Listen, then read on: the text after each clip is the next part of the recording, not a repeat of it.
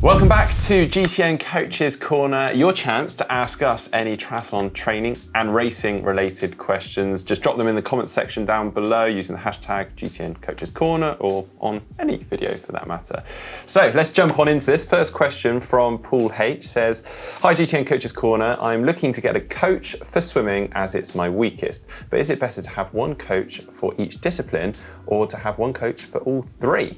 Well, first off, triathlon is obviously one sport. We've got the three individual disciplines for that. So you could be tempted to go for individual coaches for each of those. But what you've got to remember is that trying to factor all that training in around one another is really important. You don't want to be tired going into the bike and affecting the biking performance and so on and so forth. Yeah, I guess it also depends on the time of year, doesn't it? If you want to say do a 6-month block, you could then, if swimming is your weakness, you could potentially get a coach for that block, and it depends on your overall knowledge of your triathlon training and how well you can put it together. I think if you or I wanted to work on one discipline, maybe we'd get one coach for that and then bring it all back together. Yeah, and I do have a bit of experience here. So for a number of years, I did use Matt Bottrell, who is a very good cycling coach, and he focused on my cycling work. And then I used someone else for the swimming and the running. And we learned a lot through that. And actually, yes, we had to start adapting things because we were doing too much on the bike and that was affecting my running. So it's really important that if you do that, that you have this kind of relationship between the coaches, they're talking to one another, or you just go down the simpler route of having one dedicated coach for all three. And the only exception I would say is probably with swimming. It's a non-weight bearing sport, has less of an impact on the cycling and the running training. And let's face it, swimming on your own can be pretty hard. So actually joining a squad can be a huge benefit, being pushed by other people. And with that will often mean that you have a swimming coach with that. So yeah. Makes sense. Nice one. Okay, well our next one comes from Brian Quern. I'm in the same boat as the guy trying to do his first 70.3, don't really have the money for coaches. So any advice on how to improve my swimming speed? I noticed I can swim for 1.5K non-stop now, but times aren't improving. 200 and 400 is faster, but 1K doesn't move. Thanks. Well, first off, it sounds like you need a little bit of structured training. That plateau effect. Exactly. I'm sure you're doing this already, but rather than just simply jumping in the water and just aimlessly swimming up and down trying to cover the distance, try and split some of the sessions up and really go there with a focus and an aim. And we talk about this a lot, don't we, here on GTN.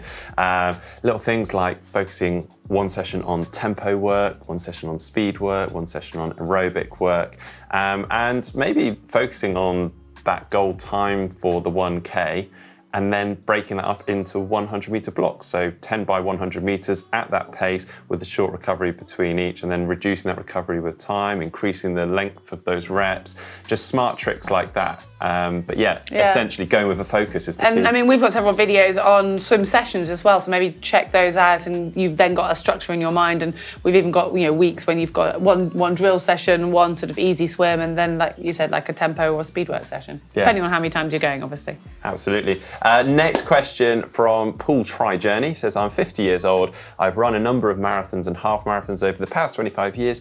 I really want to give a triathlon a go. I've always cycled but not done much swimming. Would I need to concentrate on swimming at first or have a more rounded approach to training?"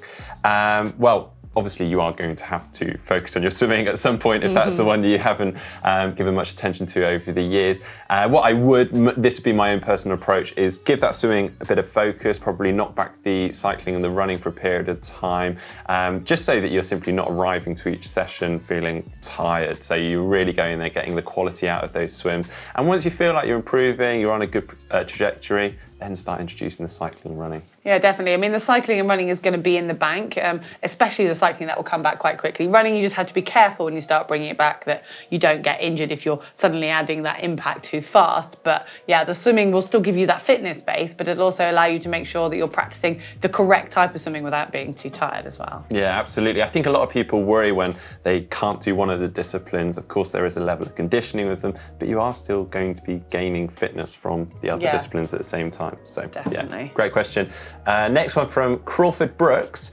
I just finished at 70.3, beat my goal time, but felt like I could have gone faster. The main thing that limited me was quad and hamstring cramps. Should I include more strength training, longer brick workouts, more volume overall? What do you think, Sis? Well, first of all, well done. I mean, you've started that with like a yeah, great, and then but, and that's such a triathlete mentality, isn't it? So, congratulate yourself. And the fact that your body isn't quite, was struggling towards the end is because you're going probably quicker than you've actually prepared it for. So all of your questions, it sounds like you kind of already know, because I think, yes, adding in some strength work and that conditioning work, that's just going to mean that your muscles are adapted and ready to take that extreme load. And you can't quite replicate a race in training, like we're never going to, but that's where you need to make sure you've built up that really solid base, and then you can add on the speed work. And as for longer brick workouts, I'm not a massive advocate for that. I don't know about you, but I think it's making sure the actual workouts themselves are longer and you're doing enough brick workouts, but they don't necessarily have to be that long, I wouldn't say. Yeah, I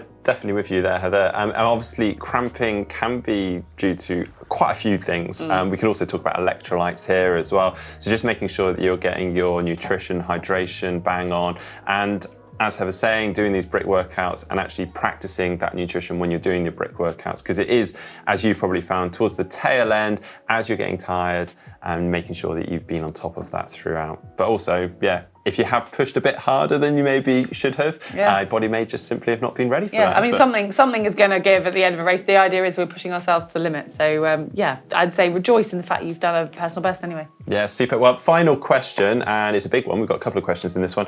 Anna Campbell said, any tips for balancing training and recovery when working a full-time, physically active job? Also, how do you stop wetsuit chafing on the neck? I've tried Body Glide, Vaseline, but it just doesn't seem to work for longer swims. I've also tried a rash vest, but always slips down when swimming.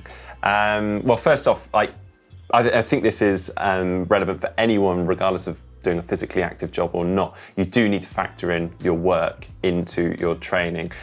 Don't just set this idealistic training plan without factoring in your life commitments, family, work, etc.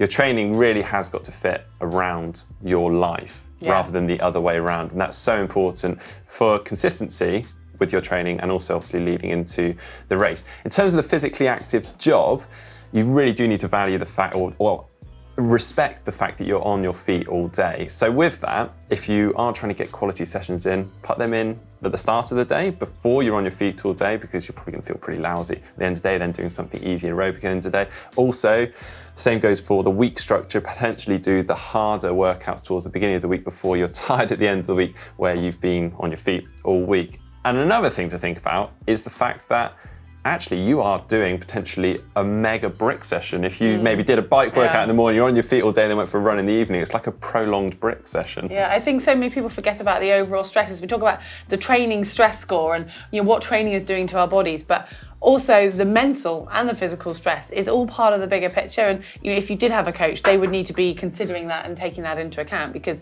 it's your body's reaction to that. And to get stronger and to get fitter, you need to give your body that chance to actually take in those stresses and recover from them and get stronger. So I think maybe rest days are also something you really need to make sure you factor in, which is hard because sometimes it's easy to say, well, you want your rest day on a work day, don't you? Because you think, oh, the weekend's for training. But maybe every now and then you need to have a rest day on the weekend as well. That's a really important point. And then to answer your second question about the chafing on the neck from the wetsuit, first off, try some different lubricants. I know everyone says to use non-petroleum based lubricants, so don't use things like Vaseline. Personally, I've always used Vaseline. I know I shouldn't advocate it, but it's never been an issue. It's never degraded my wetsuits, and I find it works perfectly fine. You can use stuff like Body Glide, just use lots of it. It sounds like you've tried that. Maybe it's a case of trying out some different wetsuits. They all have different cuts, and I have used the odd one in the past that just seems to rub on my neck no matter what. I do find as well, once you've got a rub, you then can't get rid of it. So it's kind of almost, if you start the next season and you put the Body Glide on at the start of the season and you stop that problem coming, then you might be okay. But once it's there, there's a bit of weakened skin. It just, and also, I don't know if you do your own wetsuit up or you get a friend to do it, but try with different tightnesses and the way the Velcro goes on. Maybe you can drop it down slightly. And I will just say one further thing, because a friend I swim with, she's tried everything. And the only thing that works for her is one of those neoprene necklaces, which we tease her for because it doesn't really look particularly, becoming, but it's basically, a rubber neck, and you just put it on and put your wetsuit over the top of it. That's very and I clever. think a few That's a wetsuit good brands idea. do that. So. Yeah, that's a really good idea. Another thing to think about is also when you're putting the wetsuit on, a lot of people don't pull them up fully enough on their shoulders, and because that's then pulling down and the water goes in the wetsuit, it can tug and pull down on the back of the neck. Yeah. So, and also actually by pulling up more, it frees up the arms better. So it's a win-win really. Also, final one, you could simply put some tape, some physio tape, kinesio tape across the back, so just protect. Before you put any Vaseline on. Yes, yeah, because otherwise it's definitely not going to stick. They're not fully waterproof, but they're going to last the length of sort of an Ironman or 70.3 swim. So yeah, thanks ever so much to everyone for sending in the questions. Great ones this week. Again, keep using that hashtag GTN Coaches Corner, and we look forward to answering more in the future. If you enjoyed today's video, give it a thumbs up and don't forget to subscribe down below.